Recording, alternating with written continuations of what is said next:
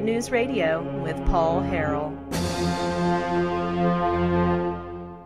Gubernatorial candidate Jan Morgan is on the phone. Jan, thanks so much for coming back on. Yes, sir. Good to be with all of you today. I see you've got a full house just about. Look at those numbers. I know. People on live with us. I just posted on my pages. So yeah, well, glad to see all those numbers. Yeah, and every time you do, our numbers certainly go through the roof online. There's no doubt about that.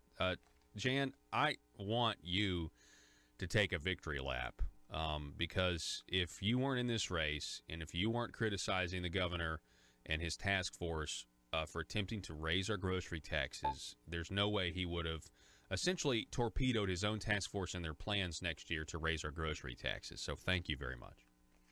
You know what? Here's the scary thing. What about when this race is over, Paul, and he doesn't have to run against me? What if I don't win this primary and he is free to continue another 4 years of big government, tax and spend leadership that is not in the best interest of the people of this state? That is what scares me to death. Because if he has done what he has done this first 4 years, which is increasing government spending over $600 million and all the other things, refusing to take a stand against illegal immigration when our legislators tried to pass bills that would prohibit sanctuary cities and sanctuary campuses. If he has done all of this in his first 4 years, knowing he had to run for re-election, can you imagine how bad it's going to be in the next 4 years with this man totally unbridled with the fact that he doesn't have to run again? Mm-hmm. That is what scares me, and people need to be thinking about that, and there needs to be an urgency in getting out and talking to their friends and knocking on their neighbors' doors and telling them about Jan Morgan in this race, because truly, Paul, this is not about a race between Jan and Asa. This is about a race between big government and the people of Arkansas. And on that note, I want to tell you, I appreciate you saying take a victory lap, but really, Paul, Jan Morgan did not do that, okay? All I did was apply pressure by putting out the information which the people of this state took and ran with it and applied pressure to Asa on his pages, his social media pages, at events where he was speaking. I mean, it's the people who accomplished this. All I did was use my format to get the message out and keep pounding him. But this is the same way we, the people, will restore our state government. It won't be Jan as governor that does it. It will be Jan with the power of the people behind her, pushing from every direction on their legislators through transparency and integrity in government. You know, this plan is going to work. The way we stopped it this time, we, Conduit, you guys, put the solid, credible, fact-based information out there. The people take it and run with it. We are, as you have been saying, and that the whole goal of Conduit from the beginning was what? Build a liberty machine. You guys deserve the pat on the back. It's all of us. It's everybody working together, and we are truly together building a liberty machine that is unstoppable, and that is so exciting to me. Yeah, I agree with you. And I think it revolves around what you just said, just getting the credible facts, assembling them and getting them to the people, and then letting the people share with everybody in their sphere of influence. Obviously, social media is a big part of that, but it's not just that. I mean, I talk to local candidates who are going around knocking doors for trying to become county judge or whatever, and they're saying, man, a lot of people out there are going to vote for Jan Morgan, and they're very upset with Asa because they've gotten the information, and I'm seeing signs come up, and I know we got this grassroots movement of happening as well. Jan, I hope you're right. Yeah, go ahead. I hope you're right. And Paul, let me just tell you this. This is going to be, if we the people unseat this incumbent governor who brags about being one of the most popular governors in America, and we do it with a campaign team of virtual unknowns in the political arena, just regular folks who've never run political campaign in their lives, with no political experience and with no money. I mean, we have raised, I think, $129,000 since the very beginning of this campaign.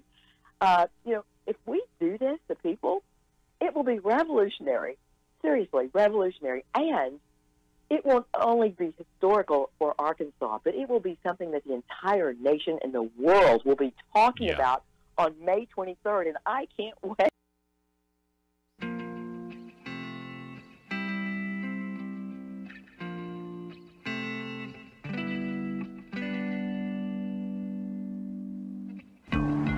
I think it's time we ask ourselves if we still know the freedoms that were intended for us by the Founding Fathers. They seem to be in full-scale retreat from spending cuts and are talking about raising people's taxes again. And I have only one thing to say to the tax increasers. Go ahead, make my day. If we lose freedom here, there's no place to escape to. This is the last stand on earth. Those who would trade our freedom for security have embarked on this downward course. Whether we believe in our capacity for self-government or whether we abandon the American Revolution and confess that a little intellectual elite in a far distant capital can plan our lives for us better than we can plan them ourselves. Conduit News Radio with Paul Harrell is on now. All right, wake up, everybody. Good morning. Thanks so much for being with us. Conduit News Radio here, broadcasting on terrific, superb radio stations across the state of Arkansas. We're so glad that you're with us. You found the intersection of conservative ideas and reality where we are attempting to build a liberty machine. I mean, we are building it, but I mean, it's under construction. We got to have your help to do this. One of the ways you can do that is just let us know what you think. Call us or text us, the number 870-275-9799. Over on Facebook, Facebook Live, facebook.com/Conduit News. If you're there for the first time, please give us a like and subscribe to notifications as well as our YouTube channel and everything else. We would very much appreciate it. Ladies and gentlemen, we got a new whiteboard this week. So we're kind of, instead of going on a Monday, we kind of wait until we kind of get over the Monday hump, and then we come up with a new slogan. So our whiteboard for the rest of the week, it's very simple, just says cap corruption. Early voting is underway in the state of Arkansas for the primary season, and mostly because Arkansas has become more of a red state, the primaries among Republicans have now really, they're kind of the de facto general elections. And so we have, in the last year, in the headlines, almost every day, we have on display for us and for our displeasure the corrupt politicians. We have Senator John Woods, who was found guilty. He was found guilty last week on 15 of 17 counts of stealing your money, laundering it through a college, then a consulting company to enrich himself, you know, to the tune of, tens and tens of thousands of dollars, right? This is in the wake of the other person in the scheme, State Representative Micah Neal, who pled guilty. We now have Senator Jake Files, who pled guilty, but there's still the question on why he got $80,000 from a nursing home lobbyist wired to his business account right after he filed the nursing home friendly tort reform law. And so this is, if you're going to go vote, I would just encourage you to vote your convictions, but you need to find out. You got to vote to cap corruption. That's what this has got to be about. We have got to do something to stop the good old boy system that's going on down there in Little Rock at the Marble Palace, or up there or over there, depending on where you live in Arkansas. My whole life, Little Rock has been down, which is really appropriate if you could pull that analogy out and have some fun with it. Again, the telephone number, 870-275-9799. Yesterday, there was a lawsuit filed in Pulaski County Court, and it's a lawsuit against Governor Asa Hutchinson, as well as the state of Arkansas. And I've got it here in front of me. Joe, on our bailout screen over there, I've got it pulled up in a Word pad. Yeah, that's right. We don't make the big bucks enough to have a Microsoft Word document. We use the Word pad. That's what we do. No, WordPad actually works great. I like it a lot. Okay, so here we go. In the Circuit Court of Pulaski County, Arkansas, Christopher H. Harris. Plaintiff versus Asa Hutchinson individually and in his official capacity as governor of the state of Arkansas, Patrick Fisk individually and in his official capacity. And here is the complaint. Plaintiff is a resident and citizen of the Grant County, Arkansas, who worked with the defendant Patrick Fisk, deputy director of the Arkansas Livestock and Poultry, a division of the Arkansas Department of Agriculture, and for Asa Hutchinson, the duly elected and acting governor of the state of Arkansas. Each defendant is sued in his individual and official capacity. Accordingly, this court has subject matter jurisdiction and personal jurisdiction over the parties. Venue is proper since the actions giving rise to this actions arose in this county. Since this action is against a state official, venue is proper here as well. I'm meaning, Pulaski County. Plaintiff worked for the Arkansas Livestock and Poultry, a division of the Arkansas Agriculture Department. At all times relevant, plaintiff performed his job satisfactorily. In March of 2018, plaintiff was asked to interview applicants for field livestock inspector position. Mr. Fisk instructed the plaintiff to interview a candidate favored by the governor, even though the governor's favorite was unqualified. Plaintiff selected a man by the name of Morgan Keener. Mr. Keener was the most qualified candidate. At the governor's direction, Mr. Fisk then told plaintiff he must hire the individual favored by the governor. Plaintiff, as a taxpayer and an employee, refused. State policy requires the state to hire the most qualified candidate. Defendants then fired plaintiff for insubordination the next business day after he refused to violate state law and waste state money. I'm told it was a Friday, and then on a Monday he was fired. By virtue of the facts alleged herein, defendants have violated the Arkansas Whistleblower Act and has retaliated against the plaintiff for exercising his right to free speech. Plaintiff realleges this count under the Arkansas Whistleblower Protection Act against each defendant. Plaintiff reported his concerns about misuse of public money, violation of hiring laws, and harassment to Mr. Fisk, who each was an appropriate authority. A waste of public money is an issue of public concern. Hiring lesser qualified persons because of political patronage is a waste of money and a violation of the law. That number 15 there is what stands out to me the most. And the operative word there is political patronage. I'm going to come back to that in a moment because I have a few things to say about that. Number 16, defendants terminated the plaintiff because he refused to violate the law or waste state money. By virtue of the facts alleged herein, plaintiff has lost wages, lost fringe benefits, has incurred medical expenses, incurred other damages in the amount to be proven at trial. Plaintiff realleges this county, let's see here, also his reputation. Plaintiff with speaking as both an employee and a taxpayer. Okay, so it goes on. So this does not look good. On the face of this is kind of somebody willing to step up, and this is somebody willing to step up and call out the governor of the state of Arkansas for demanding complete and total fealty and loyalty, and or else. I mean, that's what this is, and it's not surprising to me because we hear this all over. We don't. It's not that this is the Poultry and Livestock Commission, but there's a ton of other commissions.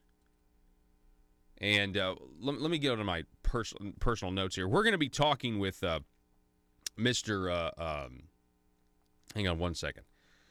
We're going to be talking with the plaintiff in this case. His name is Heath Harris. At 7:33 this morning, we will have his attorney on, Mr. Sutter. And we will have the plaintiff on in this case, which is Heath Harris is his name. And he was the Agriculture and Program Director for the Poultry and Livestock Commission. It was his job to hire for this position that was open. The deputy director needed to, So the deputy director comes in to Mr. Harris, and he says, hey, you need to interview this guy because of politics, basically, and the governor's request. And so what I'm told is Mr. Harris looked for his application, and it wasn't there. The reason his application wasn't there is because HR had already flagged his application, right, as unqualified. So he goes to HR, gets the application, goes ahead and gives the guy an interview, and decides, hey, this guy is not the most qualified, and he didn't even live in the area they were trying to hire for, the geographic area they were trying to hire. So basically, he offered another guy the position. Then he was told, you've got to rescind your offer. He refused because he said, no, this guy's the most qualified. And then the next business day, he was fired. And they did end up rescinding the offer and hiring the other guy, hiring the guy the governor wanted, according to the way the story goes. And again, we're going to be talking about these allegations coming up on the program today at 7:33. Now, let's go back to that number 15, shall we? Waste of public money is an issue of public concern, reading from the lawsuit. Hiring lesser qualified persons because of political patronage is a waste of money and a violation of the law. So I got to thinking about this. What if we take this a step further and we look at the broader implications of the governor having all of these people on boards and commissions and demanding tribute and demanding fealty and demanding loyalty from all of these, or else? It really, what you essentially have is a political army of people that, and this is a huge problem. You know, Arkansas has more boards and commissions, I think, I know we have more licensing boards than the state of New York. People don't understand. I mean, that's crazy. That's crazy. I mean, we're still living in the shadows here of, it's just like, I don't know. It's like Al Capone rubbed off on Arkansas, and then, we're still living in the shadow of Bill Clinton because all the bureaucracies that almost made them arguably the most politically powerful family in the world. They got their start right here in our own backyard, and we have not reformed any of these systems that allowed for this kind of good old boy atmosphere to take place. And a lot of people don't understand that. It's not as simple as just switching from the Democrats to the Republicans if the Republicans aren't going to actually implement the reforms that the people have been voting for. It's very frustrating to me. So to taking this a step forward, imagine the system. Okay, imagine the system of these boards and commissions that ASA controls has certain authoritarian expectations, some unspoken, or in the case in this lawsuit, some very plain and spoken expectations. Hey, you're going to hire who the governor wants because the governor thinks this guy should have the job because of political patronage. What if everyone on the Poultry and Livestock Commission is expected to tithe a portion of their state income to the re-elect Asa Hutchinson for governor campaign? What if that is an unspoken rule? What if it's a spoken rule? What if there are people willing to come out on the record and say so? Maybe this lawsuit will inspire some people to come out and go public with the institutional corruption that exists. I hope so, if it in fact is true. What if everyone on the Poultry Commission seriously is supposed to tie the portion? I mean, we know that the businesses that get the government contracts and the corporate welfare, they're expected to tie the portion of that government money to certain political action committees that go to support candidates who make sure everything stays in line and there is no change. We already know that happens. We've detailed it many times on the program. So what if these people on boards and commissions, and maybe that's why the governor wants to take over the plant board and has tried to, because it's like the only board and commission that has more autonomy than the others because agriculture is such a big industry and that board's been around for 100 years. Interesting thought. Hey, how about this? What if you're on one of these board and commissions and you decide to give the governor some money for his re-election campaign? You decide to tie the portion of your salary back. But what if it's not enough? What if your tribute is rejected because you didn't give enough? I wonder if that's ever happened. It's like, I know you gave me money, but I'm not buying it. I actually think that you may be, your heart's not in it. You're not fully committed. What if you don't give and you get fired? What if you don't give enough and get fired? It certainly is an interesting concept. And it's not a thought that just comes to me out of the blue because people call me and they call Conduit News and they want to report things that are going on, things that are happening. And a lot of times they want to do it anonymously, or they want to talk, but they don't want to actually. It's like, well, listen. I mean, here's an example. Now that it's actually out there, okay, we can discuss it. I mean, I have the lawsuit in hand. How many more of you out there are willing to stand up and just say, this is wrong, and yeah, this happened to me too?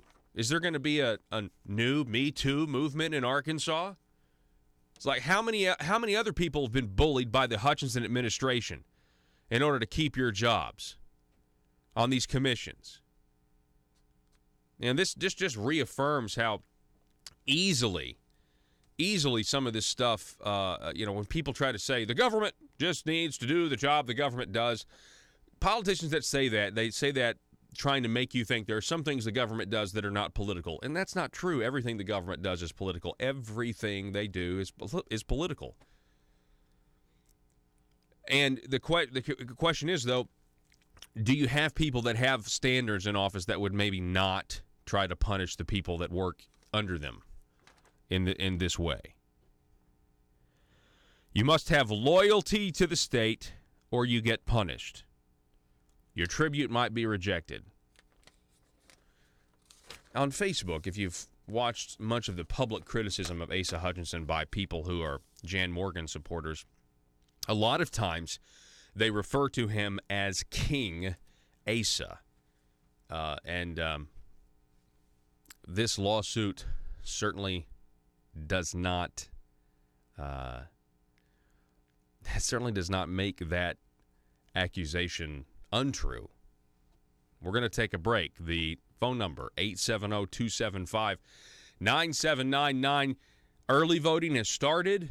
Are you going to vote to cap corruption in this state? That's what this is about. Corruption, and you know how one of the ways you cap corruption is we've got to start sending them less of our tax dollars to steal. If there's less money, there's less opportunity for them to launder the money through a Christian college, through a consulting firm, back to the politicians. Back in just a moment.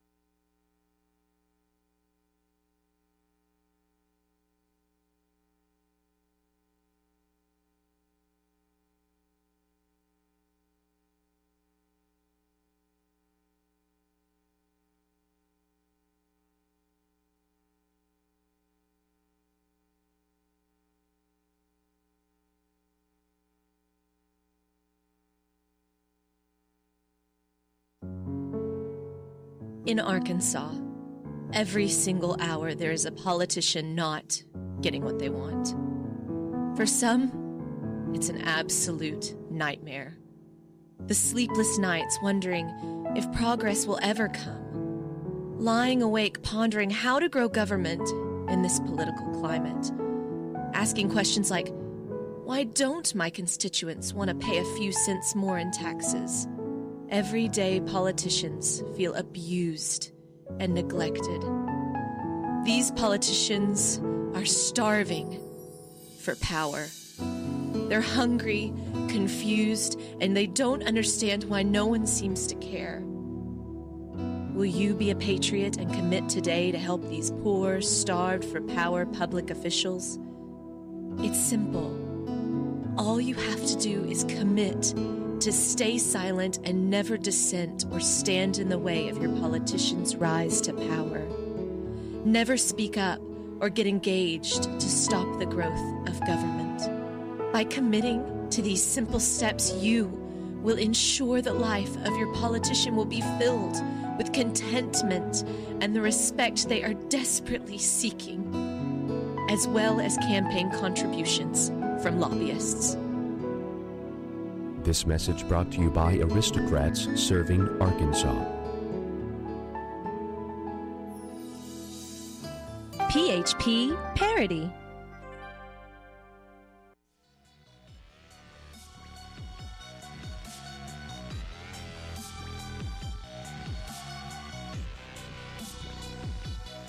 Need your daily news fix? Don't forget to tune in to Conduit News Radio with Paul Harrell.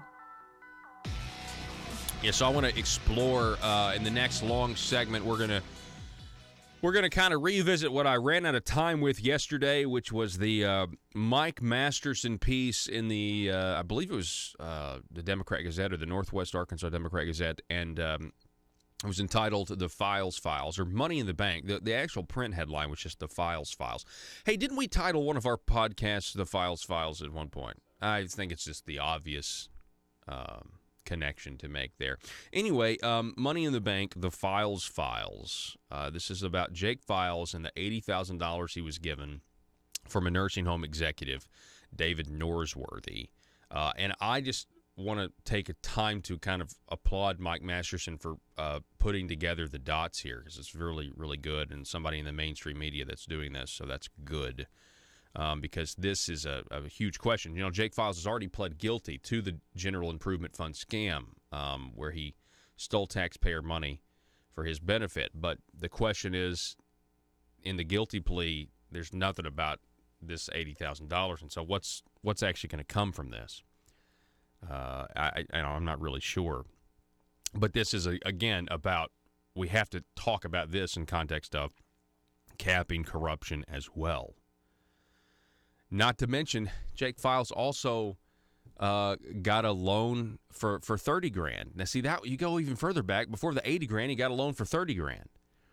And I say loan because when he reported it and reportedly paid it back, it was like, at the last minute he reported that he got it, and then he said, but I already paid it back, if memory serves correct.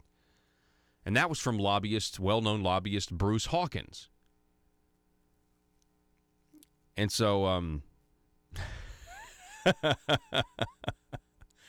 Yes, Amy. There's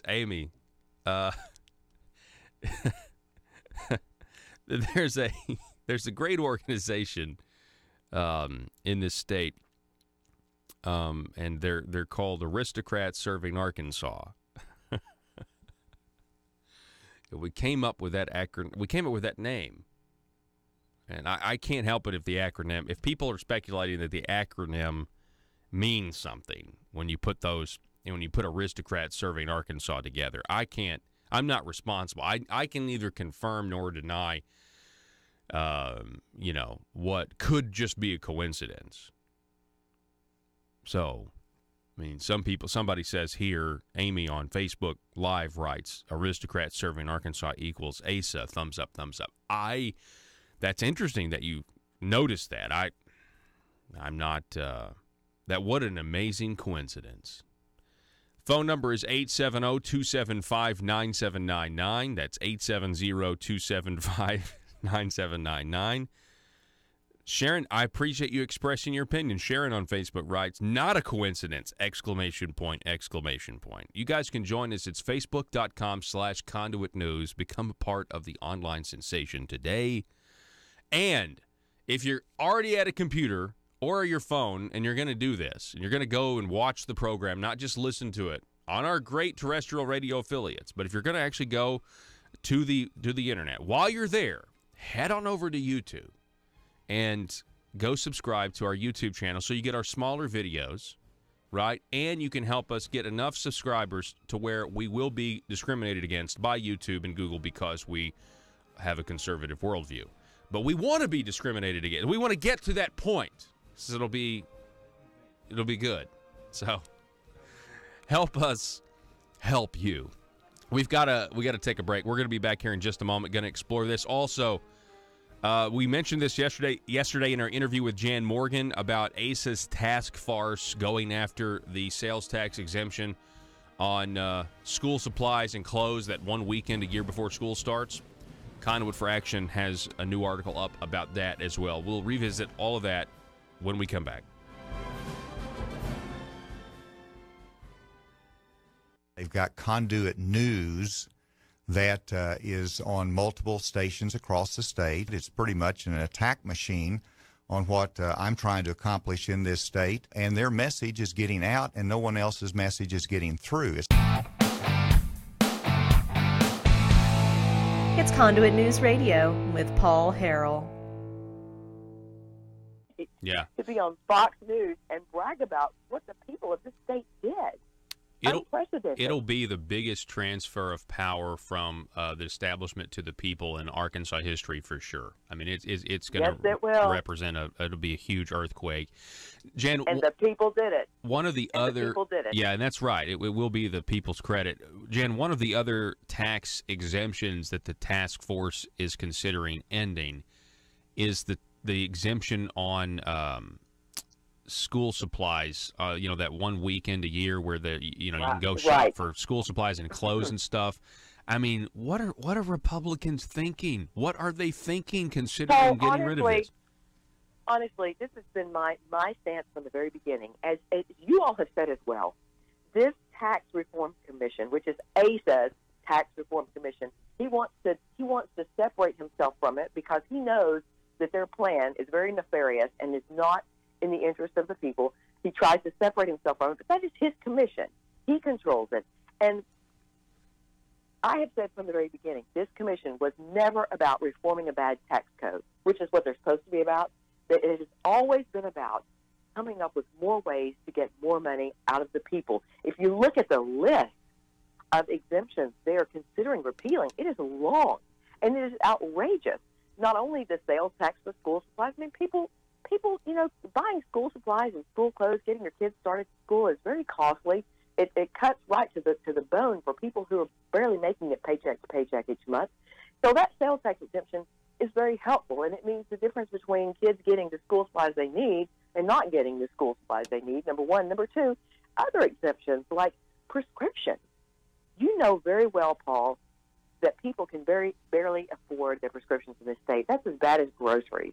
To even consider that, the fact that ASA has allowed those things to sit there without standing up and telling his commission, look, guys, I don't know what you're doing, but these are not items we're even going to consider. Let's just take those off the table right now under my leadership as governor, because that's what Jan Morgan would do. Under my leadership as governor, we are not going to even consider prescription, the sales tax holiday, farming equipment that farmers use to do their jobs, church programs that feed the homeless. Excuse me?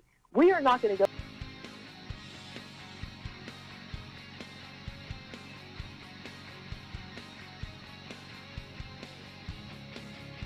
The intersection of conservative ideas and reality. Conduit News Radio with Paul Harrell.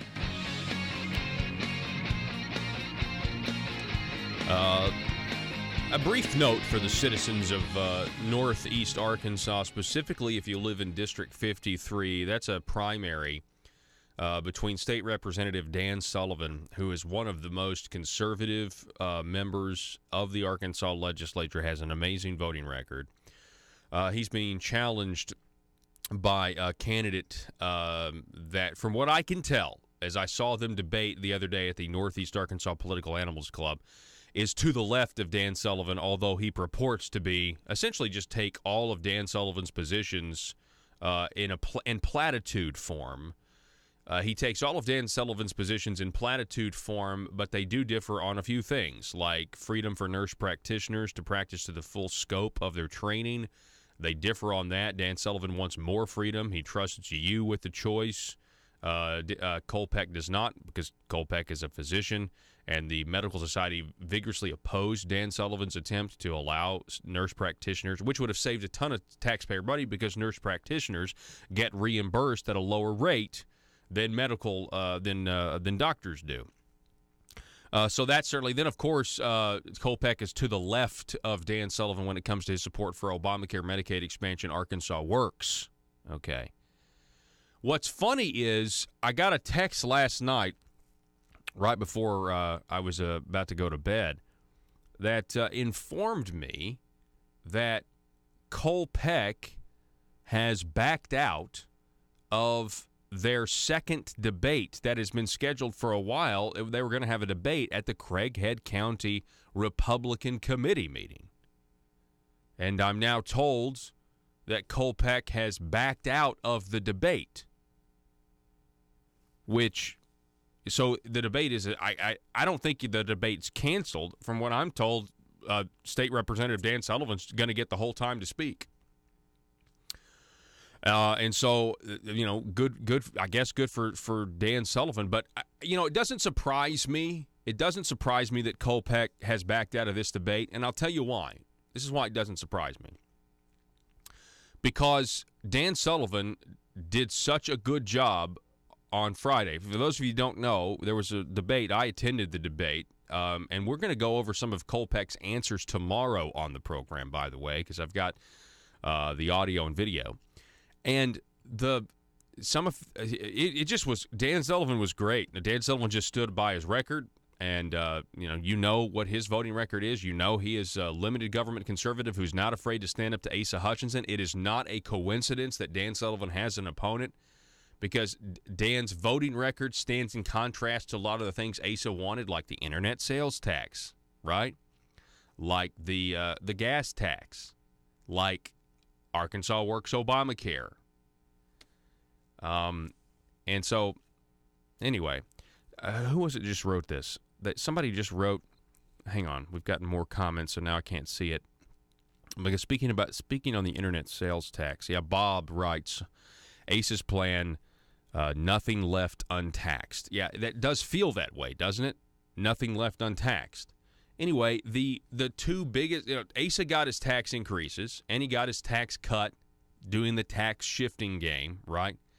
But then, of course, we know with the tax increases in the military retirement tax cut exemption, it ended up being more money going to the government than before, so that was an actual tax increase.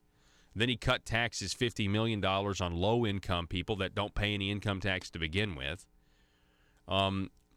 So this is if it wasn't for conservatives, what I mean by this is if it wasn't for conservatives in the House, after just being, I feel like, bullied, and there's a lot of misinformation the entire session last year, and it came down to the internet sales tax hadn't passed yet, and the gas tax hadn't passed yet, and conservatives had had enough, and even moderates had had enough, and they said, you know what, I'm not going to follow the leadership anymore, and thanks to the House of Representatives, they stood up, and they said no, and they killed the gas tax, and they killed the internet sales tax, and I was really, really happy with that. So anyway, the phone number is 870-275-9799. It's interesting to see that, Kolpeck backing out of this debate. Now, in the interest of full disclosure, I'm told that one of the reasons Kolpeck is backing out of the debate is because, and you can go look this up, apparently there are reports that a hospital in Kennett, Missouri, that Kolpeck works at sometimes, is closing. So there will be no doubt that this will, you'd probably try to use this and say, you see, Arkansas Works is so great, our hospitals aren't closing, and Missouri's hospitals are, and so that means my support of Arkansas Works. And listen, do not buy it. It's a bogus argument. It's a bogus argument. The hospitals in Arkansas would be doing fine regardless. And I can tell you that because the hospital math is our term on the program for phony math. When hospitals calculate losses that they report to the government, they don't report their actual loss. They report what their insurance income would have been, which is completely two different things. Arkansas right now is participating in one of the biggest scams on any people ever, and that is to take your money and give billions and billions of dollars to Blue Cross Blue Shield in the form of insurance policies.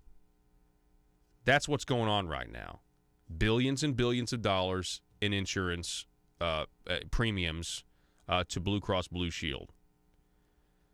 You know, what's interesting also, real quick, and I'm going to wrap this up on Kolpeck and Dan Sullivan and the Craighead County Republic. Kolpeck's not even a member of the Republican committee, his local Republican committee. Not even a member. Never attended a meeting.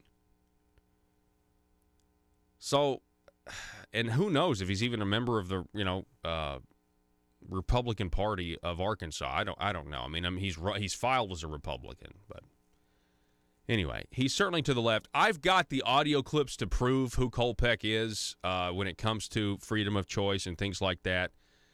When it comes to when it comes to freedom of choice with your health care, right? I actually asked a question in that debate on Friday, by the way.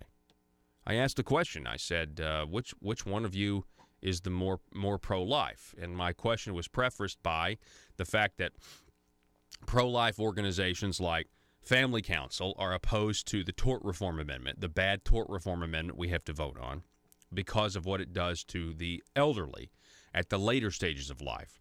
Family Council is opposed, and we read this yesterday, because they're pro-life organization at conception all the way to natural death. And that's why they're opposed to it. And so Kolpeck is for the tort reform. Dan Sullivan voted against it, actually voted against the interest of the business industry he used to work for, which was in the healthcare industry. Voted against. It would have helped the business he used to work for. And so that tells you something right there, when you can vote against your own financial interest, let's say. That was the first thing. The second thing was his support of Arkansas Works Obamacare Medicaid expansion, which uses taxpayer dollars to give Blue Cross Blue Shield money in the form of insurance policies or premiums, covers the Plan B abortion pill that is, by many pro-life organizations, and me included, I mean, I believe that it does end a life, right? And so how do you justify that? Who is the more pro-life? That was kind of the gist of my question, and boy, gosh, as soon as I asked my question, everybody got all of Kolpeck's people started, well, we need to ask our questions. It's like, it was just I wanted to know. In a Republican primary, you're both trying to say that I'm the more conservative one. All right, well, let's talk. All right, defend being pro-life and being for the tort reform amendment. Defend being pro-life and being for Arkansas Works that pays for abortifacients with taxpayer money. Defend that. Are you more pro-life? No. Not if you support tort reform in Arkansas Works. I mean, I'm sorry, but, I mean, even, this has all been proven. I mean, it's been proven in open committee about the funding for abortifacients. And the fact that Rose Mims of Arkansas Right to Life is not formally opposed to the tort reform, but Rose Mims is advocating against it because she disagrees with it because of what it does to human life. Anyway, these nursing home owners are trying to get away from these neglect lawsuits. Anyway, just thought I would bring that up. All right, I'm gonna end this and we're gonna move on, but just want to let you know I haven't heard of any. There's a lot of primaries going on across Arkansas. I haven't heard of anybody backing out of a debate. Haven't heard of that. Well, except Asa Hutchinson won't even agree to debate Jan Morgan. So there is that. Okay, let's go to the files. Mike Masterson. If we want to cap corruption, we need to be paying attention to stories like this one. Mike Masterson wrote back on May the 6th. He said, as I sat on my porch this morning, sipping a cup of coffee, wondering whatever happened with the much-publicized $80,000 nursing home industry executive, David L. Norsworthy, reportedly wired into the commercial bank account of now former State Senator Jake Files of Fort Smith. Seems reasonable and inexplicable. It seems reasonable and inexplicable exchange of that much money between a nursing home guru and an elected official convicted of financial crimes should be sufficient to catch the attention of any diligent investigator and prosecutor. He goes on. I remember writing about Norsworthy's mysterious 2014 deposit sometime in 2017. But apparently the matter toppled into a black hole somewhere along the line. Sebastian County prosecutor Daniel Shue hasn't forgotten. He sent a letter in April to the U.S. Attorney for the Arkansas Western District asking if that office or any others were following up on the mysterious money transfer. As of my deadline for this column, Shue hasn't received a reply. I suppose it's really not that surprising since we know the FBI doesn't comment. Concerned about intruding into possible federal case, Hsu is blocked from pursuing his own state investigation until he knows what the feds are or are not going to do. Reporter John Lovett with the Southwest Times Record in Fort Smith said Hsu sent his letter on April 10th to Dak Keese, the newly appointed U.S. attorney, inquiring specifically whether Norsworthy's wire transfer was made in violation of federal law. Mike Masterson writes, I found it interesting how it was the newspaper that in May 2017 found the wire transfer contained in public court documents related to the discovery process involving a civil lawsuit filed against Files' defunct FFH Construction. Good job for the paper and the First Amendment. Yeah, freedom of information is a good thing. We do not need to gut it. We need to stop attempts that were made last time that were blocked. We don't need to have that happen again. Files, Mike Masterson goes on, has been busy the past year, having resigned his Senate seat and pleading guilty in January and facing sentencing on June 18th for bank and wire fraud and money laundering. His plea came in U.S. District Court involving misuse of state general improvement fund grants related to the now defunct River Valley Sports Complex, Lovell reported. A lot of Fort Smith residents' hopes were dashed when the scam was revealed. Since Files' sentence under federal guidelines will be determined to some degree on the financial amount involved, Hsu wants to know if anything has been discovered to link Norsworthy's deposit to circumstances surrounding Files' conviction, or if those funds are a separate matter. Hsu, in his letter acquired via the Freedom of Information Act, wondered if it was part of the conduct for which Files will be sentenced.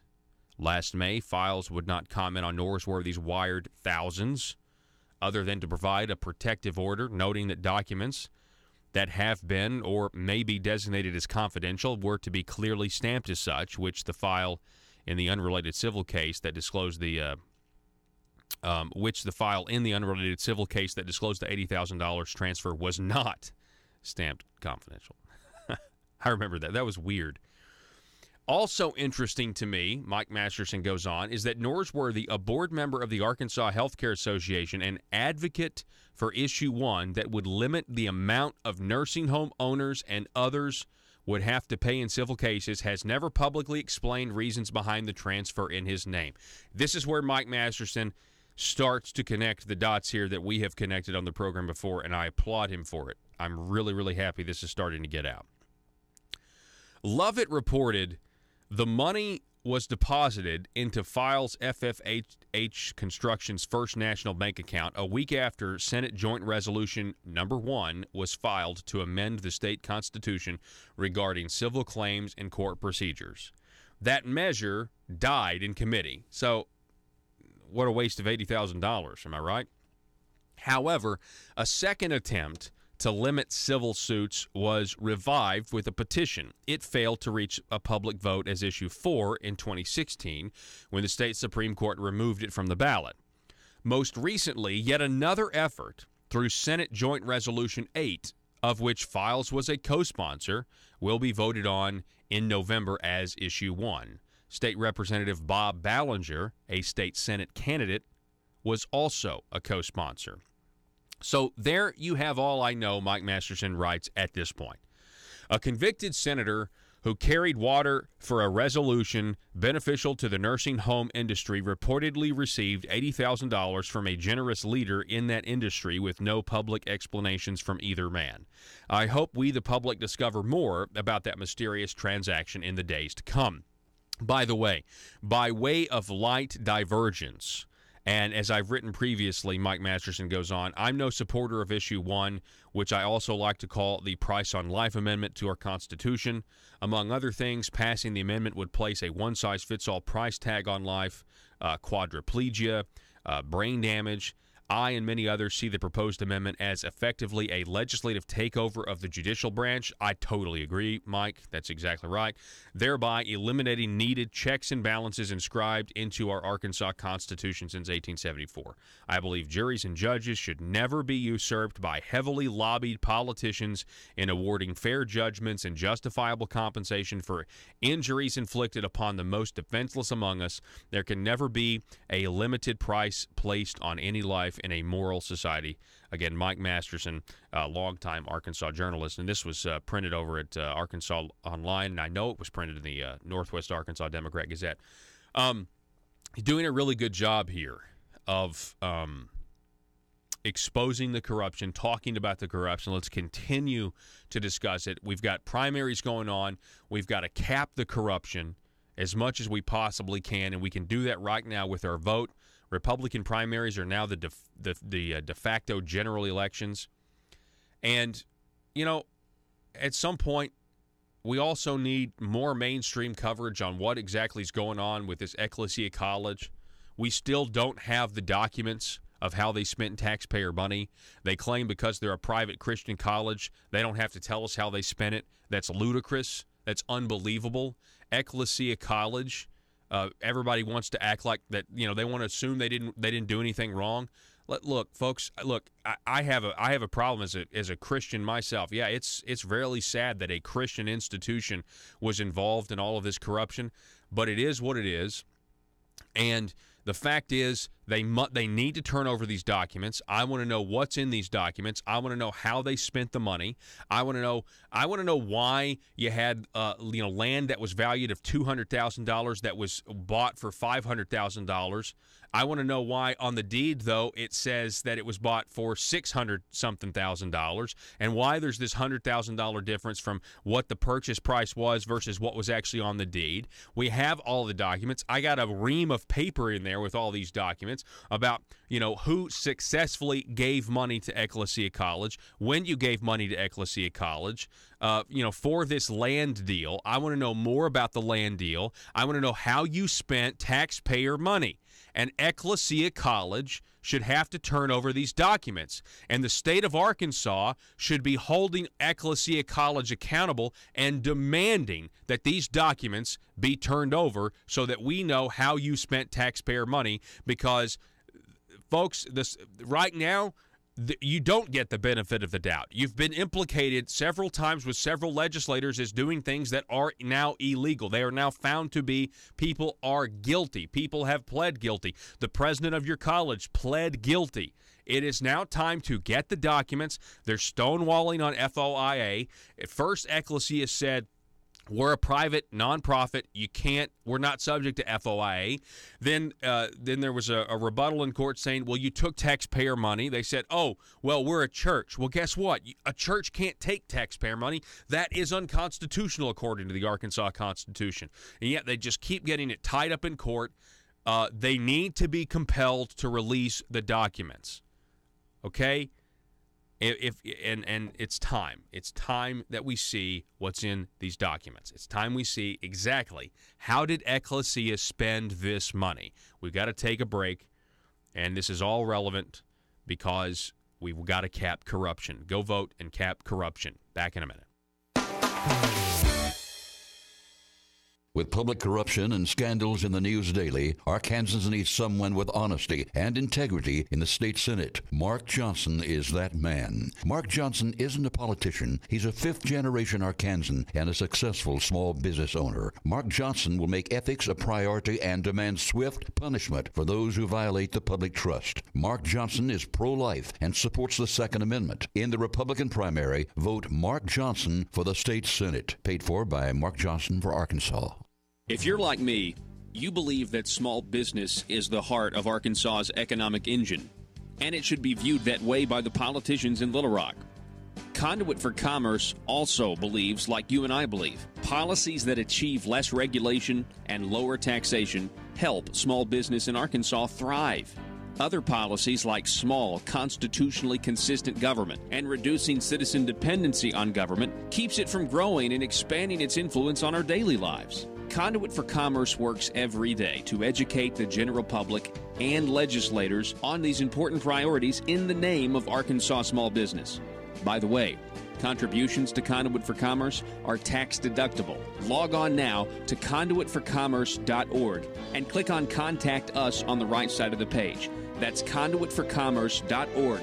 Go there now and learn the facts on protecting small business in Arkansas. It's been said that freedom is in the DNA of every American, and I would say every Arkansan. Our nation and state are now in danger of letting our God-given freedom slip away by allowing government to be the arbiter of freedom. I agree with President Ronald Reagan, who said, and I quote, "In this present crisis, government is not the solution to our problem. Government is the problem," end quote. Government is too large, too overreaching, and too corrupt. President Reagan also said, and I quote, "The most terrifying words in the English language are, 'I'm from the government and I'm here to help,'" end quote. This race is about voting for the candidate who best represents your interest, your family, and your future. For the last 2 terms in office, I've kept my promises to you, and I ask for your help to continue to represent our joint values of faith, family, and a protected future. I'm State Representative Dan Sullivan, and the choice is clear. I ask for your vote to continue our stand for freedom. Early voting is underway, and the election is May 22nd. Paid for by Sullivan for Arkansas.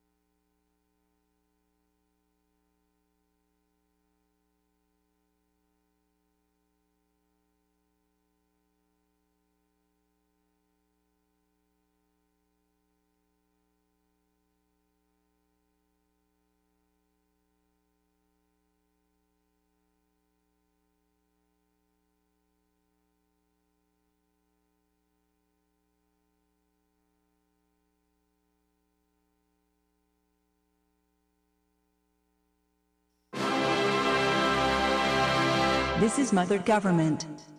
I come to the people of Arkansas with an important announcement. In disloyal circles, some are questioning the scope and size of government and telling the people government programs should not waste the labors of the people under the guise of taking care of them. This is a thought I must correct. People of Arkansas, you should not believe everything you hear unless it comes from a government source. Let me, Mother Government, set the record straight. You know you can trust me. After all, would your own mother lie to you? You should know the brand new, terrific program known as Arkansas Works has nothing to do with the old, bad program known as the Obamacare private option. Arkansas Works is good. People who say otherwise are bad and are seeking to undermine my collective vision for progress. If these groups continue in their criticism, then you should question their party loyalty. Tell them to quit focusing on this single issue. And then remind them Mother Government says the future of Arkansas depends on this single issue. In my next address, I will discuss the need to prepare your fellow citizens for the next round of revenue gathering that will be needed to continue funding my motherly goals. This message was brought to you by our partner, Aristocrats, serving Arkansas. Thank you for listening, and remember, from cradle to grave.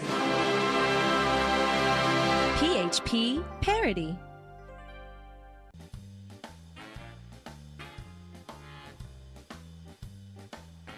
Exposing the truth and everything the Marble Palace establishment All right, ladies and gentlemen, trying to cover up.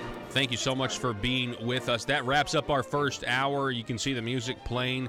Joe, I just want to thank you so much for keeping the graphic of this invitation up on the program. You are cordially invited to the fundraiser for the re-election of Senator John Woods with special guest Governor Asa Hutchinson. This was Thursday, October 20th. Of 2015, shortly after John Woods said, "I'm not going to run for re-election to spend more time fishing."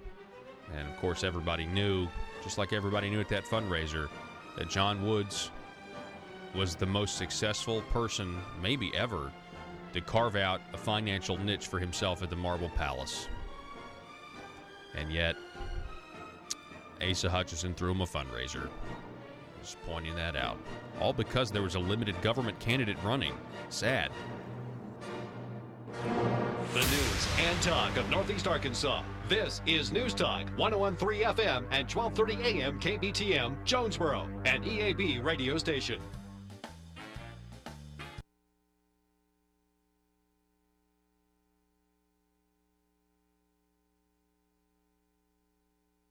They've got Conduit News that is on multiple stations across the state. It's pretty much an attack machine on what I'm trying to accomplish in this state, and their message is getting out, and no one else's message is getting through. It's Conduit News Radio with Paul Harrell.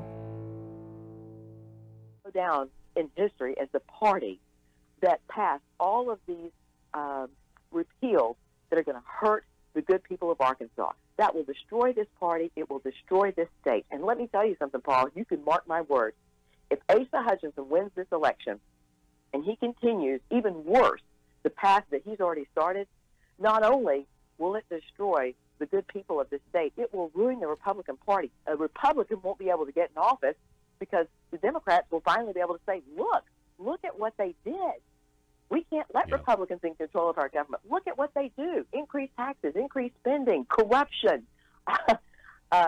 All those things the Democrats have said about Republicans all along, that's what that turns out to be. It proves it. It proves it. Because all the tax repeals that he's looking at, the exemptions, are things that don't hurt the wealthy economic elite. Mm-hmm. They hurt the regular people. And that falls right into the narrative that is part of the reason I'm running, because 10% of the state's most wealthy control public policy through bought and paid for career politicians who serve the interests of the economic elite rather than people at large. I am running to serve the people at large. And I think that's certainly obvious, and I would agree with that. The governor, talk a little bit about, I know we've talked about this before, but with that policy, with the policies and the record that he has, I feel like the Democrat candidate is going to really have an easy time exploiting. So when you talk about the end of the Republican Party, if he does win, or I feel like you're gonna see even some moderate Republicans start to distance themselves from Asa when the campaign gets underway, because they better. Yeah, I mean, but yet if you win, it's kind of like, to the state, hey, listen, we corrected this problem of poor leadership, of increased spending and higher taxes, and we're going to be responsible and do right by the people. It's a kind of a fresh start, because you're going to have a brand new, platform that you actually believe in, the Republican Party platform. Talk a little bit. Yeah, it's not a brand new platform. It's actually the Republican Party platform, which Asa has alienated himself from. It's, about limited government, about cutting taxes, about shrinking the size of government. But, yeah, here's the problem for Asa. If he wins this primary, he's going to have to face a Democrat now. And he's not going to be able to stand on the debate stage with that Democrat and defend his record. If I was a Democrat, I would annihilate him with his record. I mean, it is indefensible. But here's the thing. Asa will probably treat him the way he's treated me. He won't he won't get on the debate stage because he knows his record is indefensible and egregious. And once he puts himself on the debate stage, then the whole state can see him, and it's like the emperor with no clothes. What do? There he'll be. So he'll probably dodge the Democrat just like he's dodging me. I have challenged him since the day I filed. Governor, please, let's debate. For the sake of the people, for the sake of this state, the people have a right to see you and me on the same stage, hashing out the issues, hashing it out. Lincoln Douglas format, no media intervention, asking preset questions that can set up candidates to cheat. Let's just do Lincoln Douglas format. That means you got a moderator with a stopwatch, and Jan and Asa go at it. Let's just do that, Governor. I've formally challenged him time after time on every media outlet I'm on, just like I'm mentioning right now. Hey, Governor, if you're listening, we need to debate for the people, okay? We've got 2 weeks to get this done. Yeah. You need to do this. But I, on the other hand, can stand on the debate stage with a Democrat, and I look forward to it. I look forward to looking at him, and when he starts bringing up the record of Republicans, I can say, you know what? No, that is not the record of Republicans. That is the record of an establishment end of our party that we just purified through a primary process. No, the real Republican platform, which is what I'm here to represent today, is about limited government and cutting taxes and making Arkansas better for people. The reason I'm standing here is I agree with you. We didn't like that. We, the people, didn't like that. That's not what our party represents.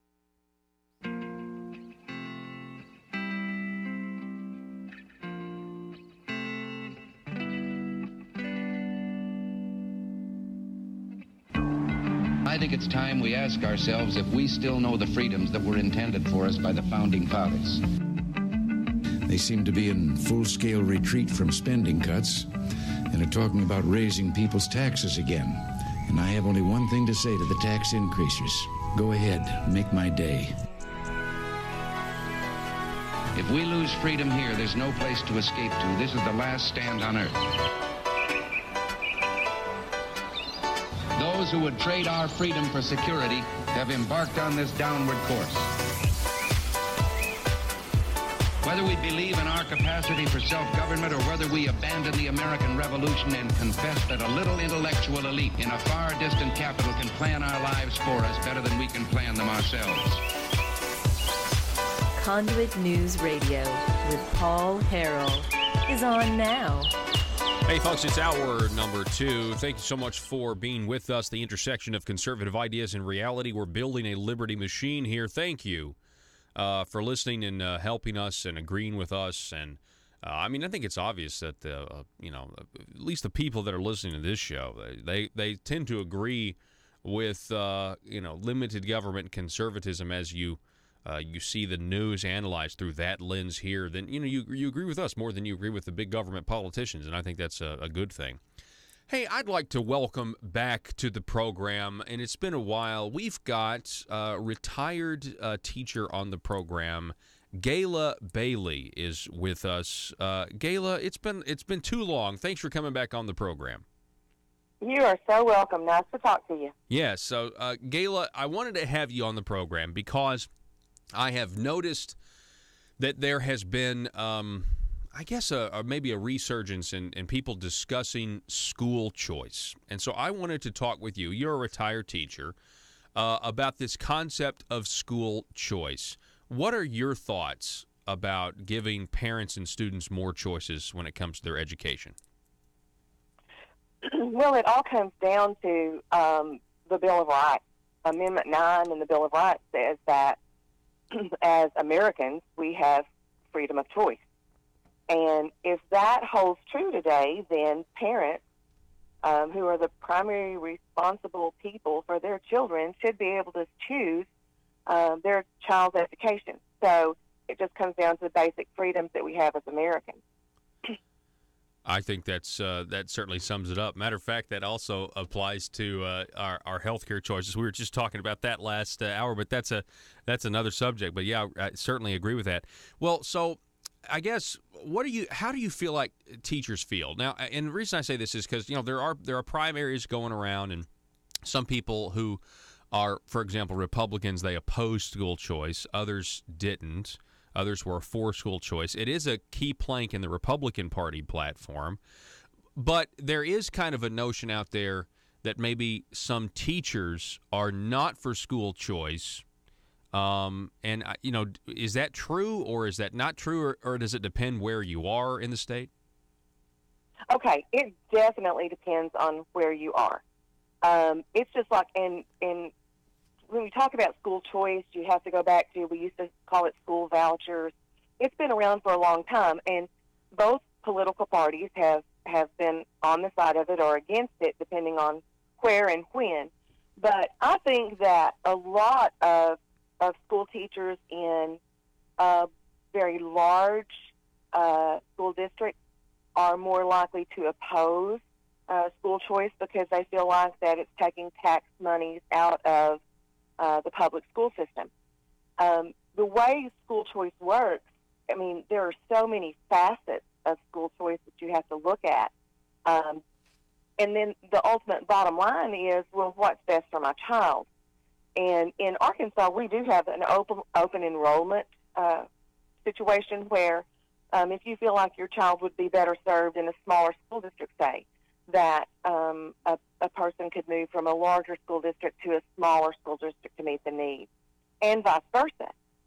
If a child wants to be part of a magnet program or an E-STEM school, then they could transfer into a larger school district. And this just gives the parents a choice and the children a choice of where they're going to get their education.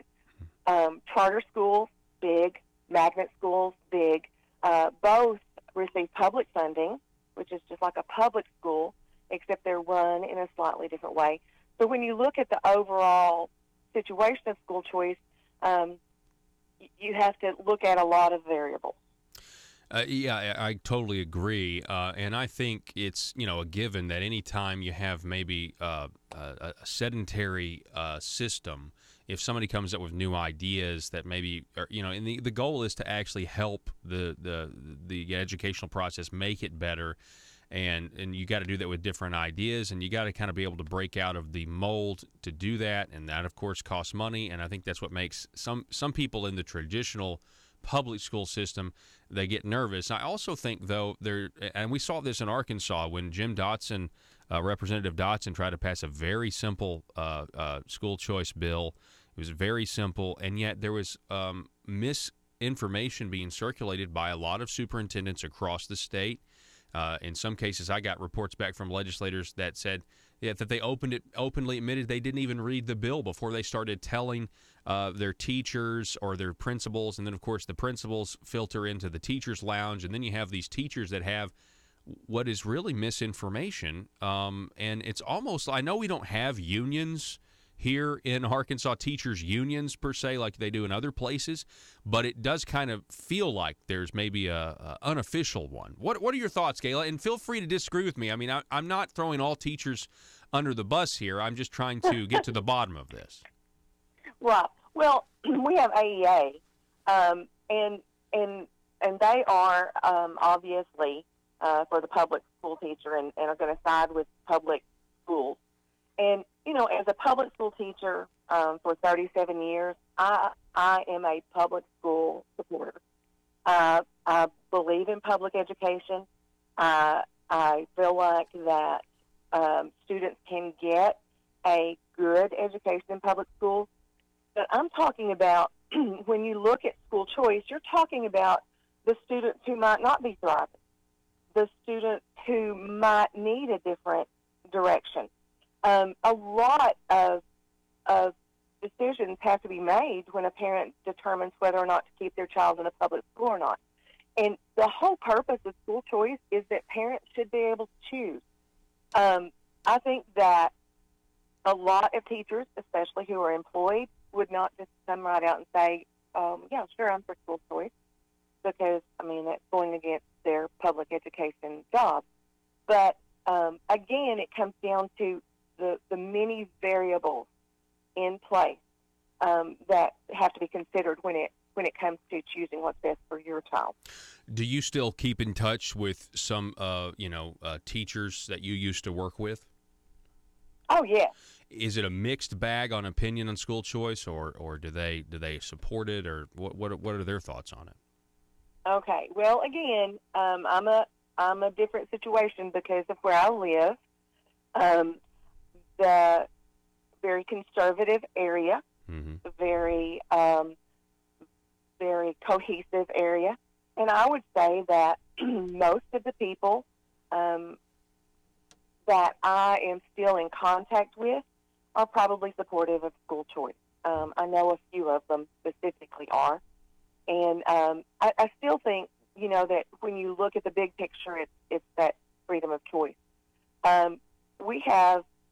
The thing that you have to look at is we should be looking at what's best for the student. And if you have, let's say, a smaller school district with smaller classroom size, with fewer activities even for a student that just prefers not to be involved in everything, then parents should be able to send their child to that school.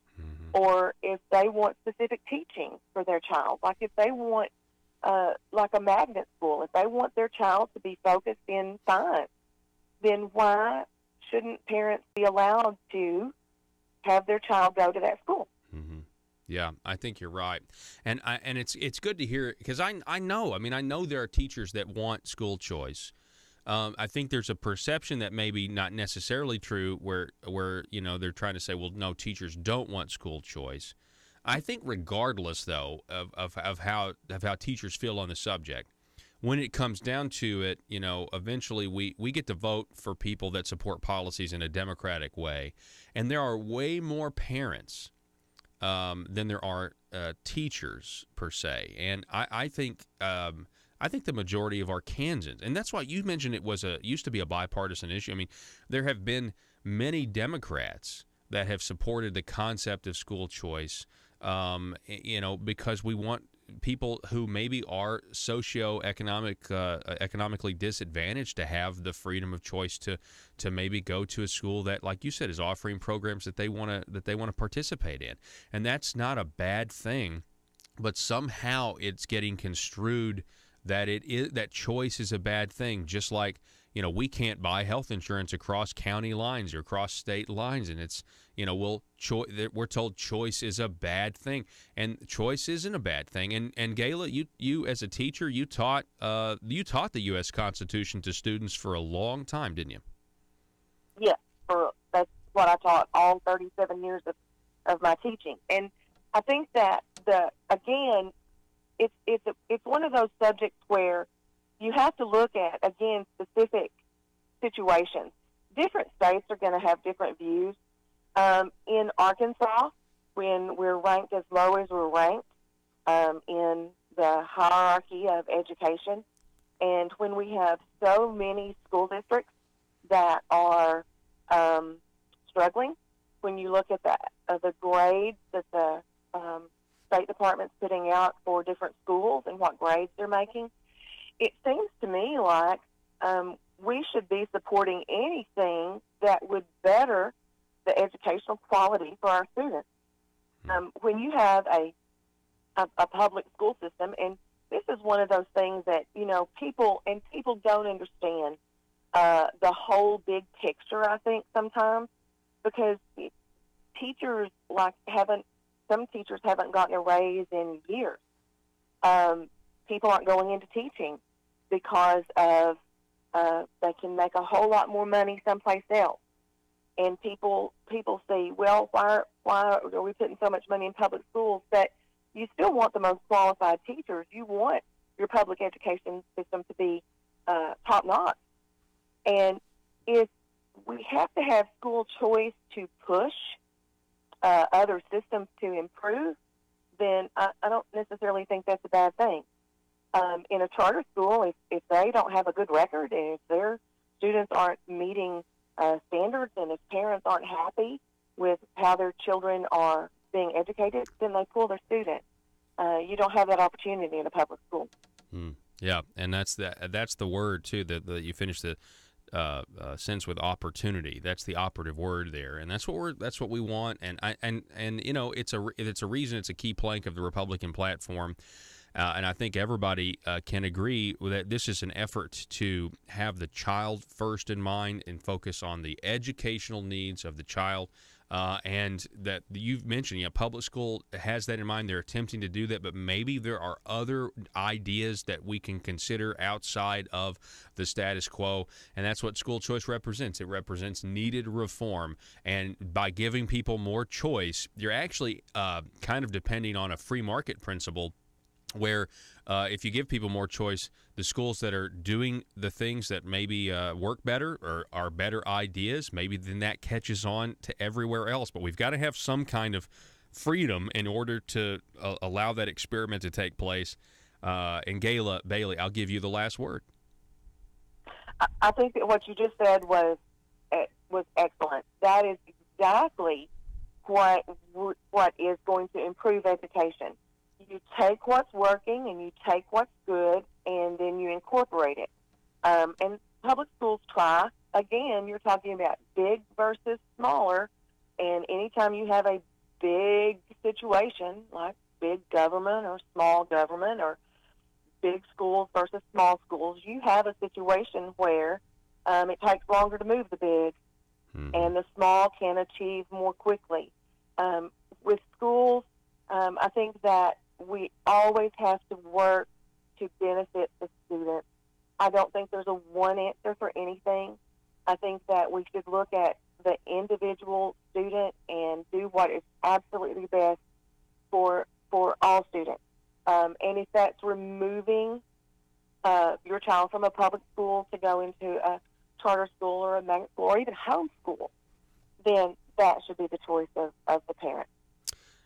I completely agree. Gayla Bailey calling in from Pope County. Appreciate it so much. It's a pleasure to talk to you again. You too. Thank you very much. All righty. Have a great morning. Folks, we're going to take a break. You're listening to Conduit News Radio. Back in just a moment.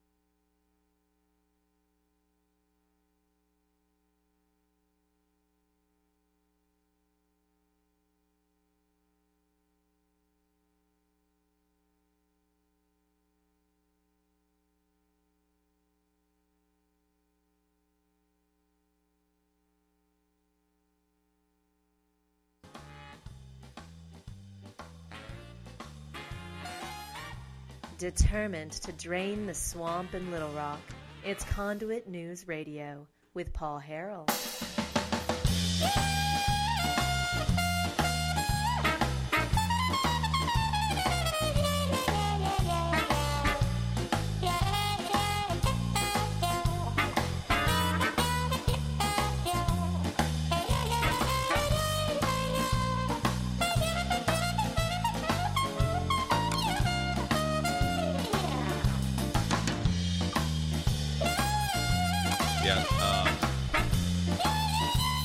I just pinned this comment to the top of our Facebook post because Senator Linda Collins-Smith, who's going to be on the program later in the week, Senator Linda Collins-Smith, she posted that she remembers the look on Senator Alan Clark's face when he came from the House at the end of session. I just finished an interview on the radio, and he said they just killed school choice. He could not believe the House action that year.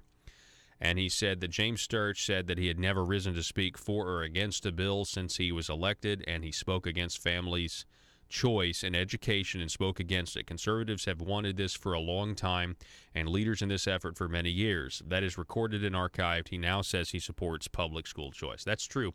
On State Representative James Sturch's mailers, he says he supports school choice, when in fact he took to the floor and opposed it. And it was the first. He said, "This is the first time I've ever risen or to speak for or against a bill ever on the House floor." Very odd. That primary is an interesting one between Asa Hutchinson's candidate James Sturch and Senator Linda Collins-Smith. Asa is trying to, he's trying to unseat a lot of conservatives with really, really strong conservative voting records. And of course, I will say the fact that Jan Morgan is run certainly has distracted him in a lot of ways from being, but he certainly is involved behind the scenes. There's no question about that, because that's just his MO. You've got, just like with this whole poultry commission. By the way, if you didn't know, there's a lawsuit that was filed against Asa Hutchinson. The plaintiff used to work for the Poultry Commission, was told to hire somebody that Asa wanted. The employee decided that this person that Asa wanted to hire, according to the lawsuit, was not qualified, and decided to offer the job to the more qualified candidate. He was told to rescind the offer because Asa wanted this guy on the Poultry Commission, and he refused and was fired. And now there's a lawsuit for basically wrongful termination, and suing Governor Asa Hutchinson personally and in his official capacity as governor of the state of Arkansas. We're going to be talking to the plaintiff and to the attorney in this lawsuit coming up at 7:33. In the meantime, let's, as conservatives, let's not get fooled again. It's a Paul Harrell parody. When the politician starts, he says liberty's on the march. But the Marble Palace sure has its ways. And the voters who believe realize they've been deceived when words are weighed next to deeds. Asa doesn't care about our Constitution. His conservatism is an illusion. Line item vetoes and higher taxes. We all voted for him once, but he won't make spending cuts. Let's all vote and say, hey Asa, we won't get fooled again.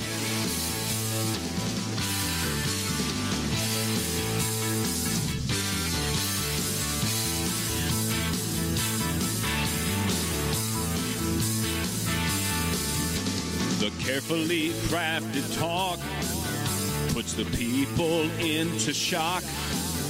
Once the light of truth exposes all the lies.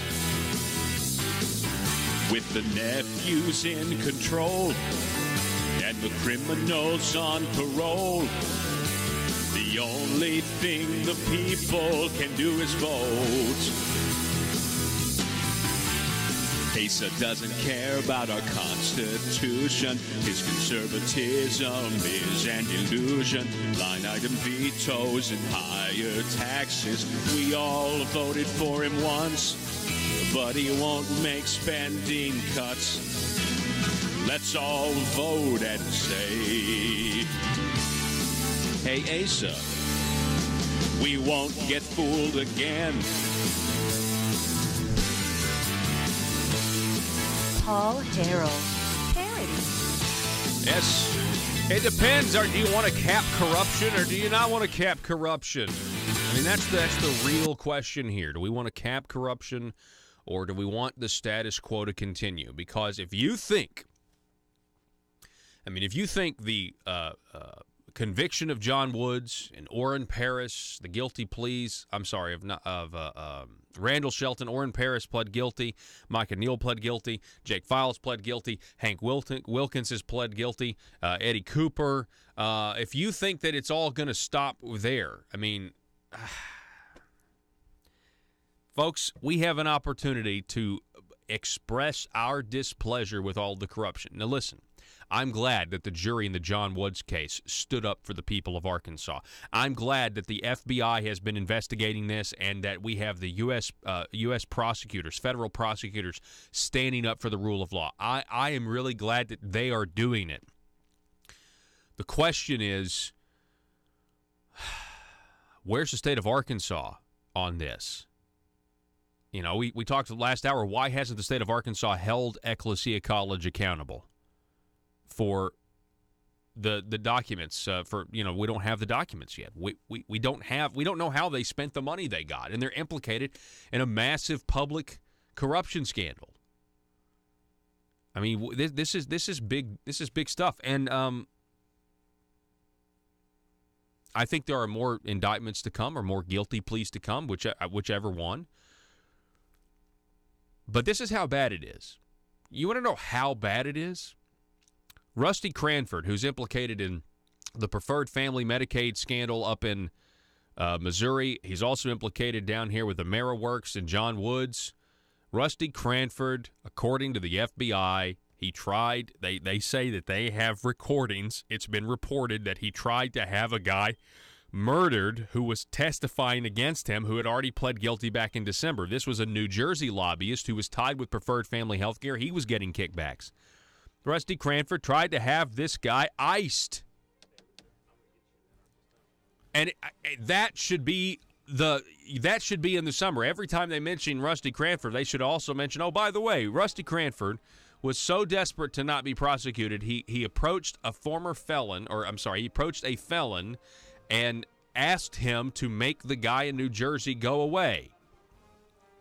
And he gave him $500, according to the report, and said he would bring back more later. And then when he was arrested with $17,000 on him and a revolver. Probably had the serial number scratched off or something. You'd think people from New Jersey would be sending people down here to kill Arkansans. Nope. We got that Al Capone syndrome going on here. They've got Conduit News that is on multiple stations across the state. It's pretty much an attack machine on what I'm trying to accomplish in this state, and their message is getting out, and no one else's message is getting through. It's Conduit News Radio with Paul Harrell. He was just a mistake, okay? So I don't have to defend Ace's record on a debate stage with a Democrat. He does, which is, it's going to be interesting to see. He'll probably just refuse to debate him if he's elected. Yeah. But I'm still believing, Paul, we're going to win this thing. Yep. I feel it. Just within the last couple of weeks, I've actually felt like this is within reach. We really can do this. And I feel that way not because of anything I've done, but because of what the people are out there doing. I mean, they're knocking on doors. They're coming up with the most creative ways to get my name out there because I can't afford to buy TV time. We cannot afford that. We can't afford to buy radio time or newspaper time.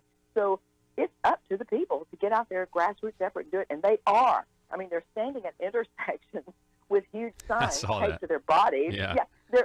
Bob Bailey attached the Jan Morgan for Governor sign to his drone, and he's flying it all over the place. I saw that, too. Yeah, that was great. Yes, and then billboards. Look at the billboards, Paul. They're popping up everywhere. I don't even know who's behind these things. They aren't even telling me. But individual citizens, every time I get on social media, there's another one. There's one yesterday that popped up in Magnolia, Arkansas. And I was like, wow, look at that. Yeah, and all that helps because all people have to do is see that billboard and they see my image on it. And they say, wait a minute, who's that girl? She's running for governor? Yeah. And then they get on the Internet. And once they get on the Internet to check me out, we win. And that's Asa's greatest fear is that people will find out about me before they go to the polls. Yeah, and you're exactly right there. We're talking with Jan Morgan, 4 days. So early voting starts today, Jan. This will be the people's victory, if you win. And he comes out 4 days earlier and he says, I don't support the grocery tax. He does this right before early voting. Yeah. Let me just tell you something about that. If you notice, he says, I don't support the grocery tax.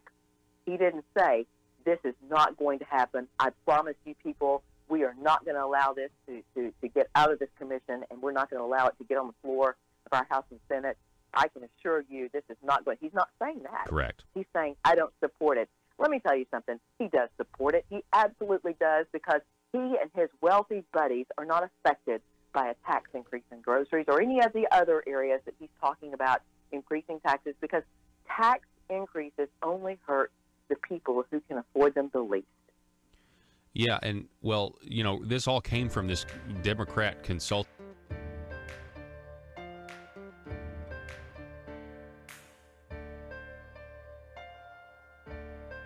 Bringing you your daily dose of truth.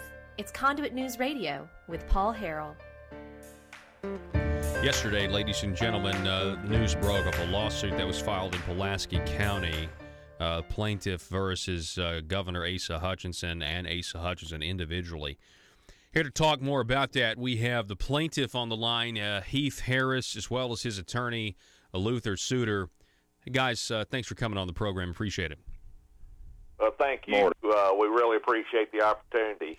It's an important issue. It really does seem like that. And I've read the lawsuit. We read it, I guess, in the first hour of the program. But I just wanted to kind of get a firsthand account here. And then, Luther, I'll go to you. Heath, what happened? What exactly happened?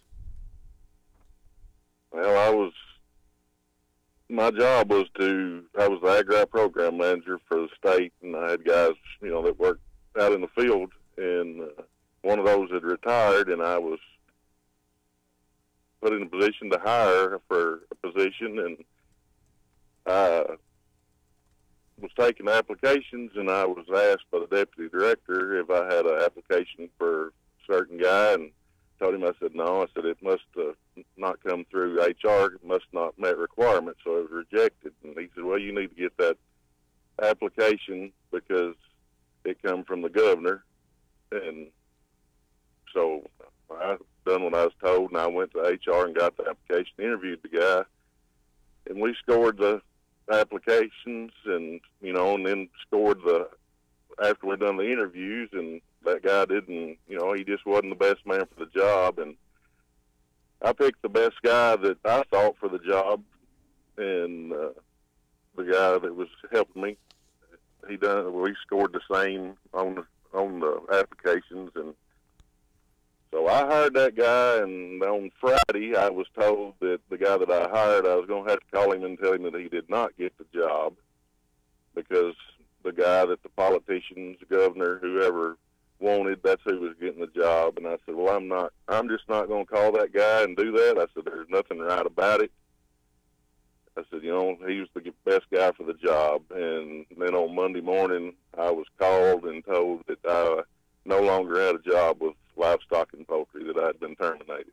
For what? Yeah. Well, the paperwork that I ended up getting was for insubordination. Okay. And then when you went to the unemployment office to I was rejected. What happened? I was rejected for my unemployment. Wow. And then when you appealed and got me on the phone, what happened? Nobody showed up for the hearing. Kind of like taking the Fifth Amendment, ain't it? Wow. Yes, sir. Wow. But anyway, pardon the ain't, but I love ain't.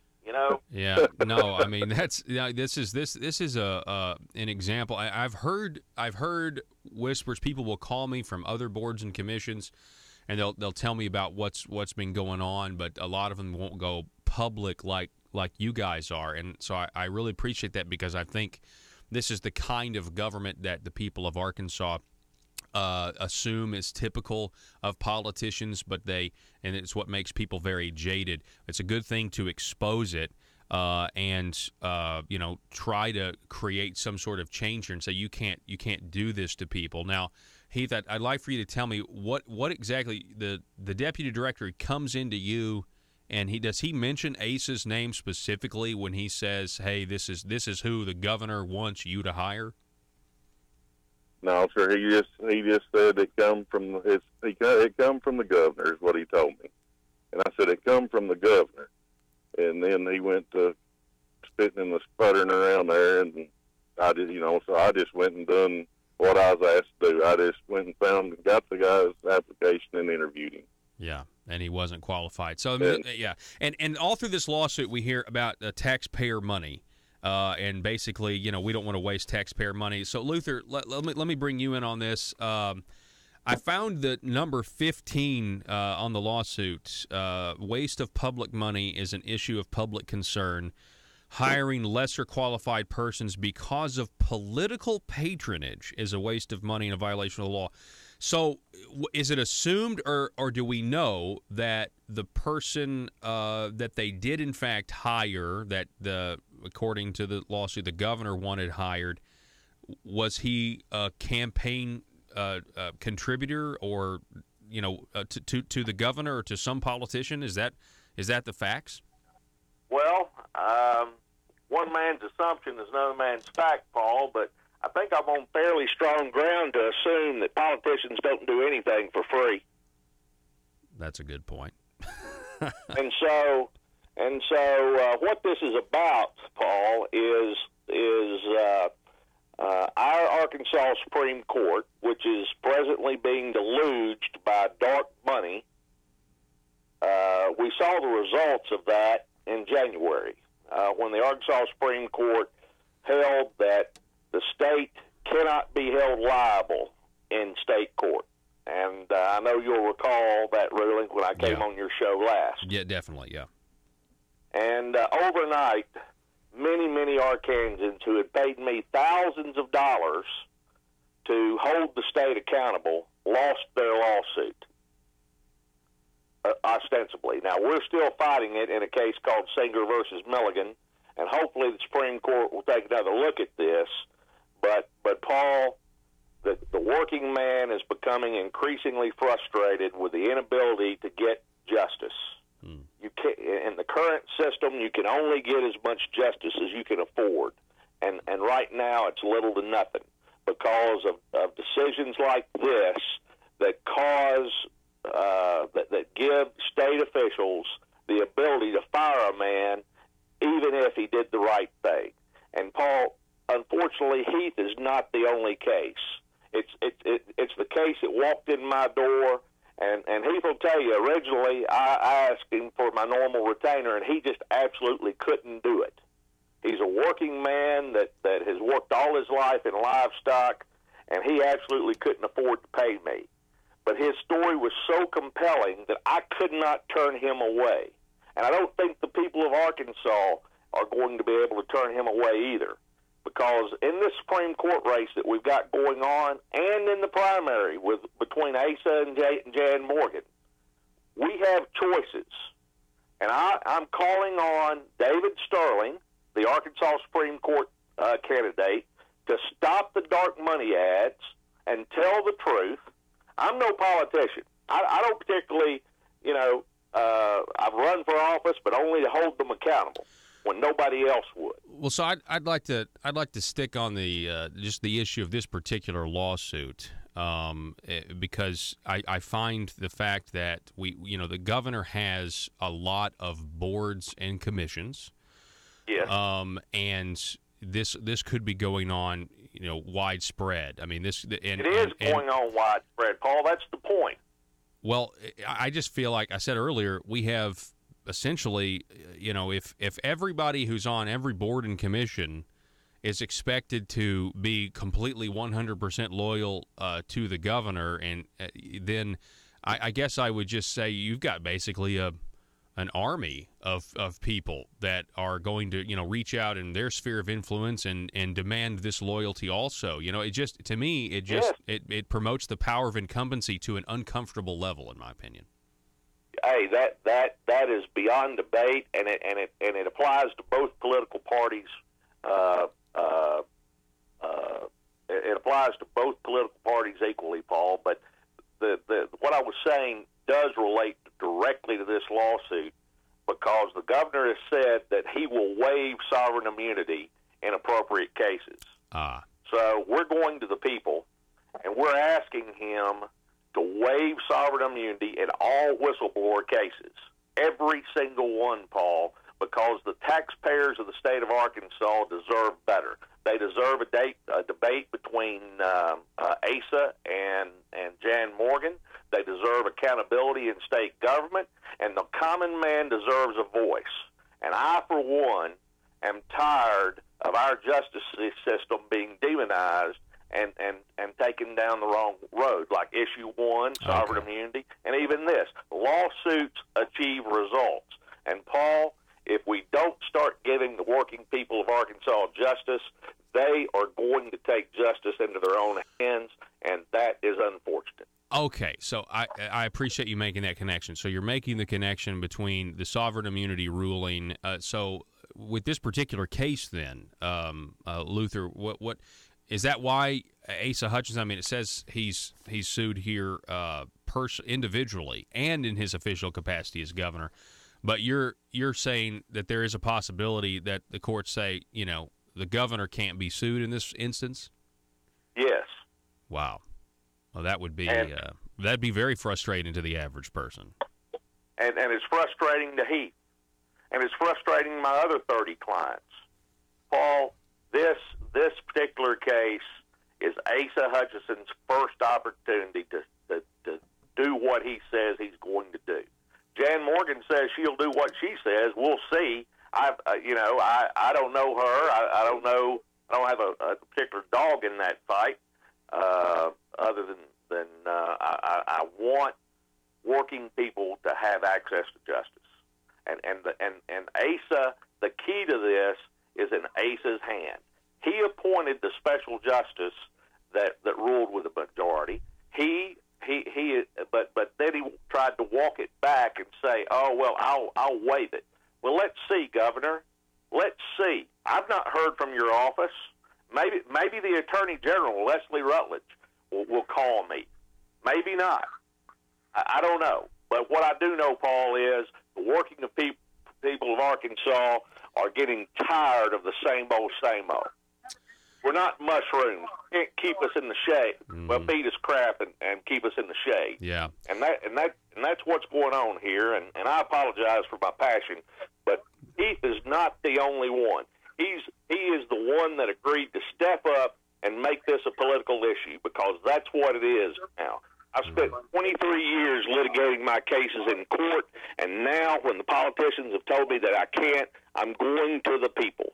And the people will finally hear what I'm saying, because I don't intend to shut up until we get justice for working people.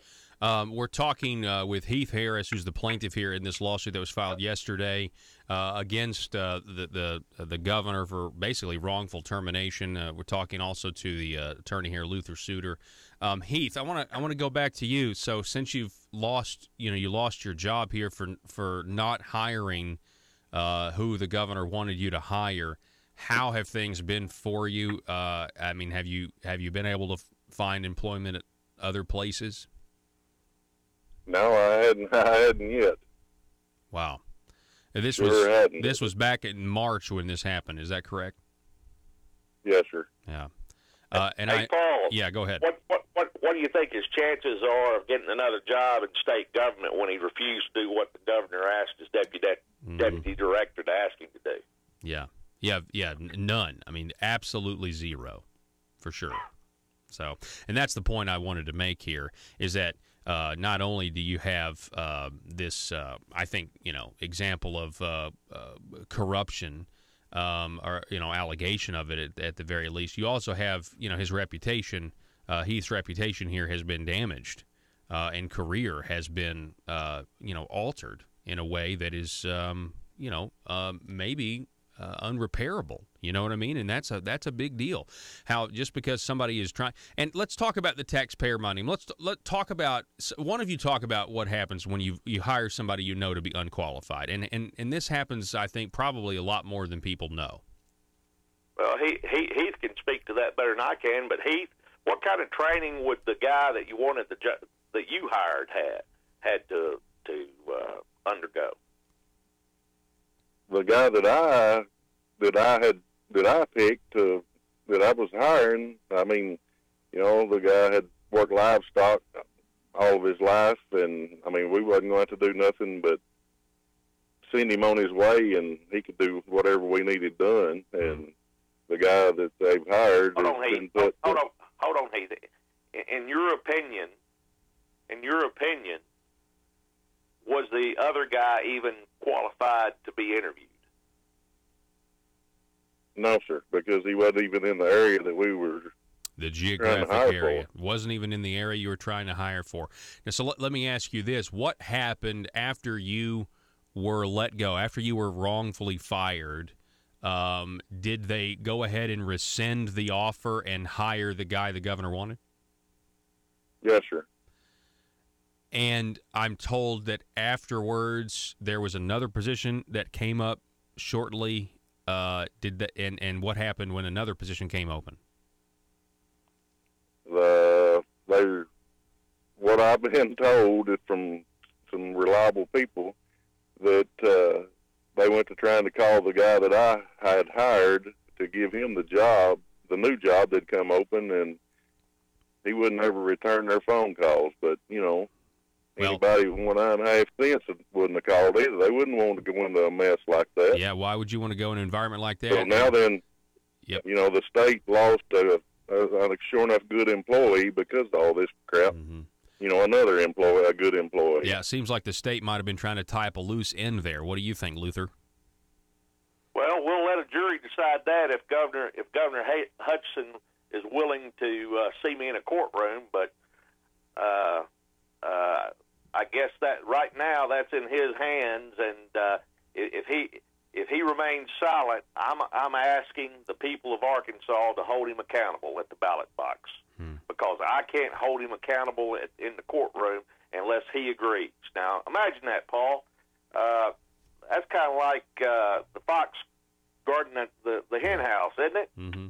Yeah. I mean, how in the world? I mean, if Ace has got a trump card in his pocket, and he says he'll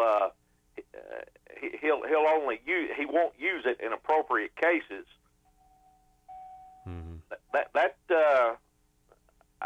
Those words seem kind of hollow in the face of silence, don't they? Yeah. So we'll waive the sovereign immunity for all whistleblower cases, except if it's against the governor in his official capacity. That's not going to look too.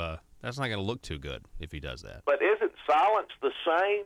I mean, that's why I'm on the radio. The governor's office won't return my phone call. Mm-hmm.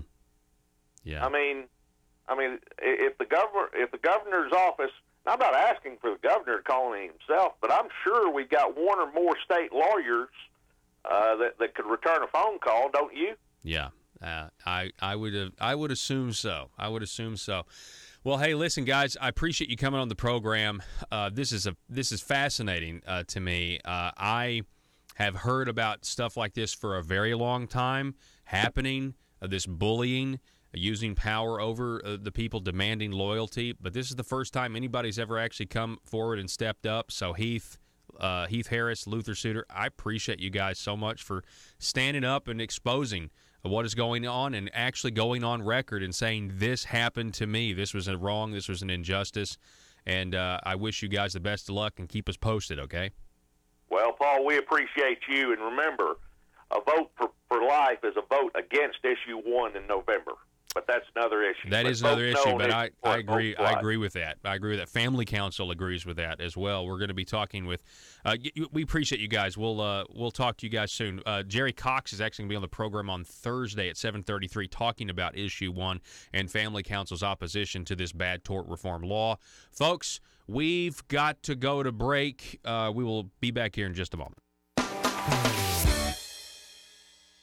With public corruption and scandals in the news daily, Arkansans need someone with honesty and integrity in the state Senate. Mark Johnson is that man. Mark Johnson isn't a politician. He's a fifth-generation Arkansan and a successful small business owner. Mark Johnson will make ethics a priority and demand swift punishment for those who violate the public trust. Mark Johnson is pro-life and supports the Second Amendment. In the Republican primary, vote Mark Johnson for the state Senate. Paid for by Mark Johnson for Arkansas. Russellville-based firearms manufacturer Omega are making clones of the most notable German firearms in the world.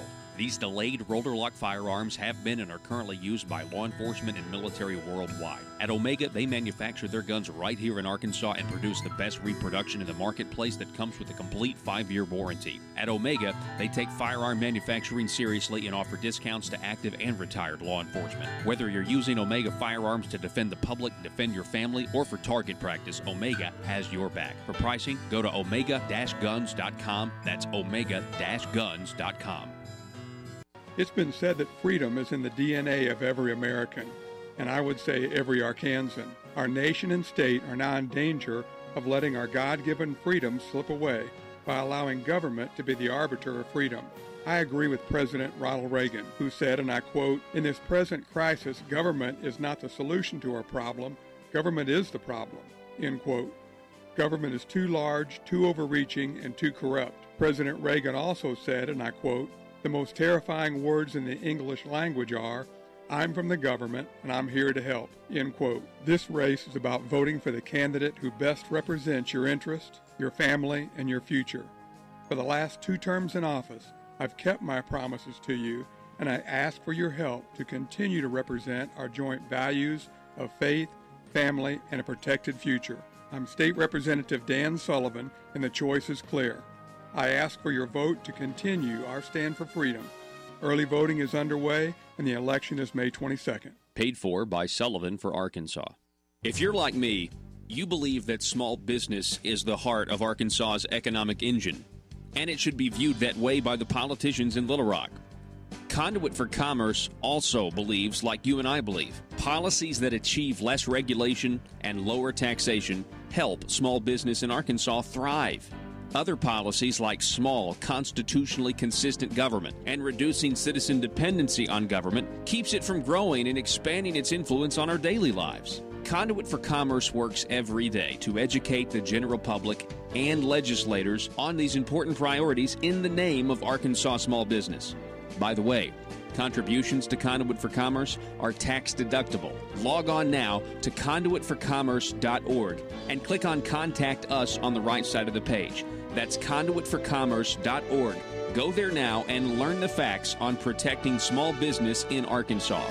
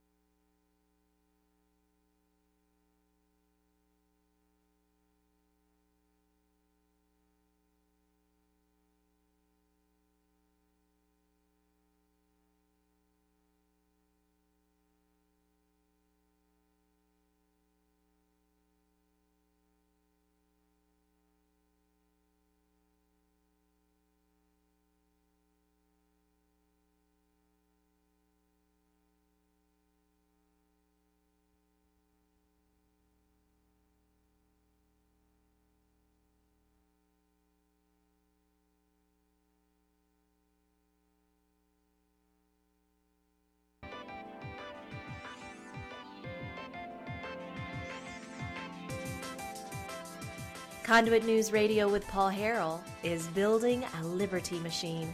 Find out more at conduitnews.com.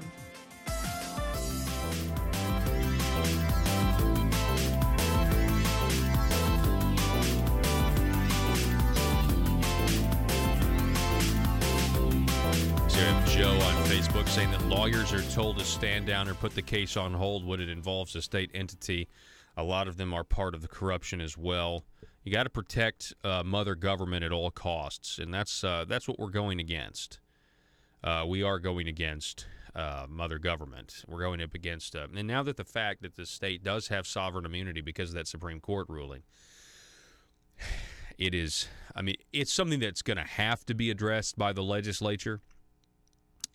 Next, well, if you can trust them to do it and not put something else in there that's, underhanded.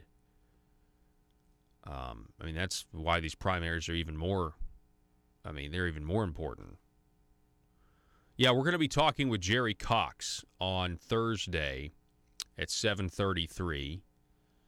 Let me take a look at our schedule the rest of the week. Tomorrow, we'll be talking with State Representative Dan Sullivan. We're excited to have him on. Also, we'll have our Patriots VAC 746 issue. Also, either tomorrow at 7:05 or Thursday at 7:05, we'll be talking with Senator Linda Collins Smith. I'm waiting on a confirmation of that. And then we have a ton of other topics that are really taking priority and filling up our schedule the rest of the week. I just can't tell you the immense amount of news. And one of those things, I'm going to be quite honest with you, the reason we talked with Gayla Bailey at the beginning of this hour about school choice is because I really want to reiterate that this has been for a while a key plank of the Republican Party platform. And so if somebody is telling you that they are for school choice, you need to make sure that they really are and have a voting record that matches that, number one. If somebody is telling you that school choice is terrible for public schools and they claim to be a Republican, then you need to say, hang on, wait a second. I don't know if you really agree with the Republican Party. I think you may be a Democrat. And in all of these primaries across the state, in the Republican primary, you have to take in consideration that Democrats may be recruited to cross over to oust more conservative Republicans, okay? There is a challenger, I guess Congressman Steve Womack has a challenger from this, who's running in a Republican primary. It's fascinating to me because he's from this socialist group, something Congress, the new Congress or whatever, and it's a Bernie Sanders-backed group that's encouraging socialists to file as Republicans. Go look this up. Socialists are being encouraged to file as Republicans to pull the current Republican office holder in the primary to the left and keep them from going to the right. Now, I don't think in Arkansas it's going to be effective, but isn't that, I mean, that is some organization that is just dishonest at heart, you know? When you have people filing as a Republican and they don't believe any of the Republican Party platform, they believe we should all be forced to give all of our money to the government and have them divided up, quote, equally, end quote. In reality, all the wealth would go to the oligarchy. Do we have oligarchy in Arkansas right now?